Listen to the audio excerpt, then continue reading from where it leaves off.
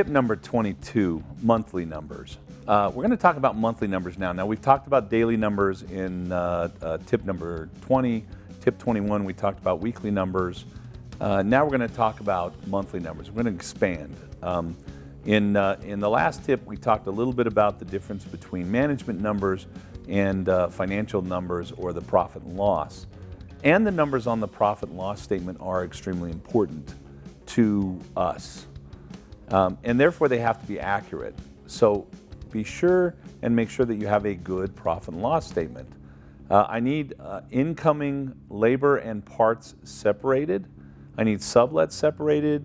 I need tires separated if we sell a lot of tires. I might need hazmat separated out. If we're doing smog or safety inspections, we would want those separated out on the P&L as income and as expenses, because we want to see our margins separated out. For instance, if we only have one incoming number and then we only have one incoming expense number, so we put those two together and we find out that our margin is 60%, our gross margin, we say, okay, we're good, we're fine. Except we may not be. We could have a very, very high labor margin and a very low parts margin. And what that would mean is we don't have enough money to pay our technicians, and the technicians are actually supplementing the parts cost for the customers, and that's not fair to the technicians. So I want to be able to see labor margins and parts margins to make sure that we're paying our people correctly, but also that we're charging or marking up our parts correctly. The other thing is, so I'm going to get a profit and loss statement, and I'm going to look at my profit and loss statement. Now, one of the things that's important on a profit and loss statement is to have something to compare this month to. So what I'm going to have is this month, this year. So for instance, we're 2019. We just got done with April. We put April in, and I'm going to look at April 2019. And then right next to it, in the column right next to it, I'm going to have April 2018, which means that I need to have dollars and percentages. So of my parts, what percentage of my income was parts, and also what percentage of my cost was parts, as well as how many dollars did I bring in and how many dollars did I pay out. The reason that we want percentages is because when we start to compare a larger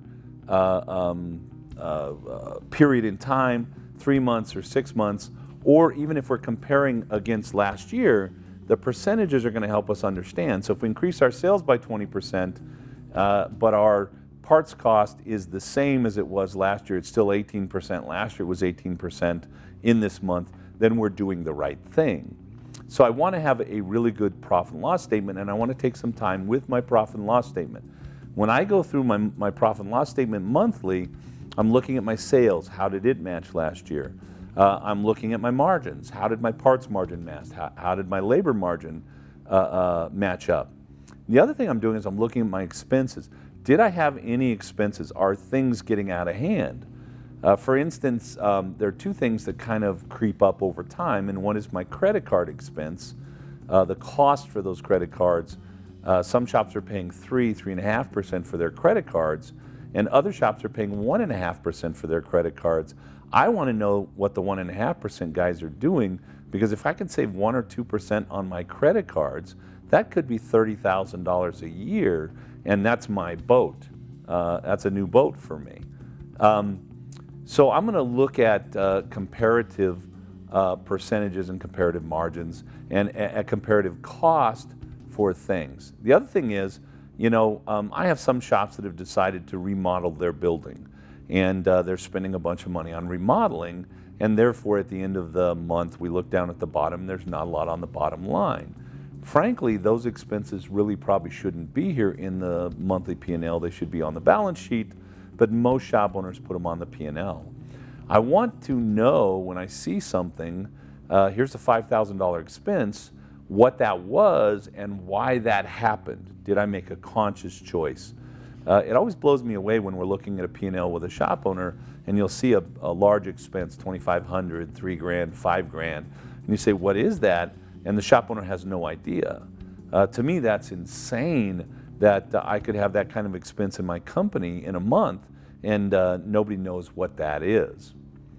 I don't really care how you spend your money. I don't care how you expense your money. But what I do care is that as a business owner, when we get to the end of the month, that you know what happened and you understand what happened and that you made conscious decisions. So for instance, when I'm going through the numbers with my clients or my group members and we get to the end of the month and we look at the number and I go, oh my gosh, you spent $7,000 here. There's no profit this month in the company. And the owner goes, oh yeah, that's exactly this. I bought this piece of equipment, or I decided to do this remodel on my building. I'm like, oh, okay, great. You made a conscious choice. When we get to the end and there's no profit and you don't know where that $7,000 went, to me, that's an issue. Now, so we're talking about monthly numbers. We need to talk about management numbers monthly, because the profit and loss statement is only one piece of the pie. It doesn't tie in some other numbers.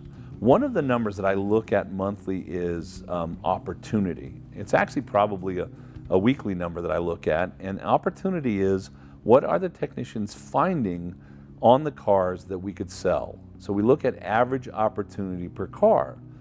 We have a spreadsheet. A lot of the point of sales will allow us to track opportunity or lost sales, and we add those with sales, and that tells us what we found. And opportunity becomes a really important number, because opportunity tells me that I bring the right customers in. Opportunity tells me why my average repair order is what it is, and it can tell me if we did a good inspection on the vehicle. If the opportunity is high enough, then we're pretty sure our technicians are finding the work that should be found on the vehicles, and then that's going to create a higher average repair order. So monthly, average opportunity per car becomes an important number for me, and average opportunity per car can be as high as $5,000 on German cars, probably runs about $2,400 in general, and can be as high as about $1,600 to $1,800 on general repair in a general repair shop, but could be as high as somewhere between $1,200 and $1,800. Now, by the way, you can't have a $700 average repair order if you're only finding $300 on the average car that comes through your shop. We have a new client a couple of weeks ago. They had $257 in opportunity on the cars that they brought into the shop, which really tells me that they were not inspecting the cars that they brought into their business. So monthly numbers, opportunity becomes one of the numbers in my monthly. Now, if you do this correctly, you bring in some data like what was my car count, what was my part sales, my labor sales. You bring in some stuff off of your P&L, but you also bring in some stuff out of your point of sale. So the point of sale is going to give me my car count. The point of sale is going to give me my opportunity. Hopefully, if not, I'm going to track it in a different way, manually. And then we put those numbers together, and those numbers tell us what's going on within our business every month. And I like to compare again month to month. So we have these monthly sheets that we work with our clients and with our group members. There's 164 lines, so I'm not going to spend the time to go through every line with you here. I just want to tell you that number one, you want to have a very accurate P&L, and number two, you probably want to get some help or create a monthly report that it has the numbers that you need to see, and certainly the numbers that we talked about before: sales, average repair order, productivity, car count, parts margin, gross margin, labor margin, net margin. I like to see what our expense on our facility, between the rent, the utilities, the facility maintenance, what's our expense, because I like to keep that under 10% of sales. I like to see what our fixed expenses are as a percentage of our sales, and fixed expenses would be our sales cost, our marketing cost, our building cost, our vehicle cost, our I think I may have said facilities cost already. All of the costs that we have put into different sections, and once we know what the costs are, then we know what the margins are overall and what our net margin is. So at the top of our sheets, we have Car count, we actually track how many of those are new customers. We track our opportunity. What did we find on the cars? We look at effective labor rate. This is a number that we haven't put in the pile yet, but certainly I'm going to look at my effective labor rate monthly. Looking at effective labor rate daily could drive you crazy, because if you have a lot of oil changes on one day, your effective labor rate could be very low. I want to know overall what we're doing, so I look at effective labor rate primarily monthly. I look at parts margin, labor margin, sublet margin, tire margins monthly. I look at overall margins monthly, and then we break up our banking cost, our debt expense, our facilities cost, our management costs, our sales costs, and our marketing costs. And those are things that I want to look at, and I want to look at the margins in every area. One of the reasons that we look at monthly numbers is to look at trends. Are we trending up? Are we trending down? And another reason that we look at monthly numbers is so that we can find out where our issues are and where we need to spend our valuable time and our valuable money. I have limited time and limited money, and my numbers, my daily numbers, my weekly numbers, and certainly my monthly numbers point me in the right direction where I need to spend my time. So thank you very much. I hope you got something from this tip. If you would like to comment, you can find us on Facebook. We are the Institute for Automotive Business Excellence. Have a great day.